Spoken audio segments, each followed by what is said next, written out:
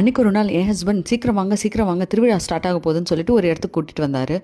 திருவிழாவா? அப்படி என்ன திருவிழாவாக இருக்கும் அப்படின்னு சொல்லி பார்த்தாக்கா, இன்றைக்கி தான் ஜூலை 4th அமெரிக்காவோட இண்டிபெண்டன்ஸ் டே. இன்றைக்கி வந்து பெரிய ஃபெஸ்டிவலே இங்கே நடக்க போகுது அப்படின்னு சொன்னாங்க. அங்கே வந்து பார்த்தா நம்ம ஊரில் ஆற்று திருவிழா நடக்கிற மாதிரி கூட்டமாக ஃபேமிலியாக எல்லாரும் பாய்ப்படுக்கையோடு வந்து இங்கே செட்டில் ஆகிட்டாங்க. டேய், நாங்களாம் இண்டிபெண்டன்ஸ் டேனா வெறும் காலையில் கொடி ஏற்றிட்டு சாக்லேட் மட்டும் வாங்கிட்டு வீட்டுக்கு வந்துருவோம்டா, நீங்கள் என்னடா வேற லெவல் சம்பளம்லாம் பண்ணிட்டு இருக்கீங்க அப்படின்னு தோணுச்சு. அங்கே பார்த்தீங்கன்னா குட்டி பசங்கள்லாம் விளையாடுற மாதிரி இந்த பலூன் ஜம்பர்ஸ்லாம் இருந்துச்சு. எங்கள் வீட்டு குட்டி செம ஆட்டம் போட்டாங்க.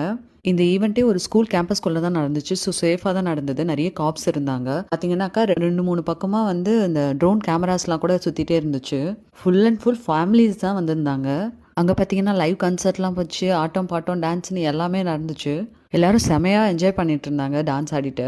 ஸ்நாக்ஸு, ஐஸ்கிரீம்ஸு இந்த மாதிரிலாம் இருந்துச்சு. ஸோ அது பார்த்தாக்கா அங்கே போகலான்னா ஒரு க்யூவே நின்றுட்டு இருந்துச்சு ஒவ்வொரு இடத்துலையும்.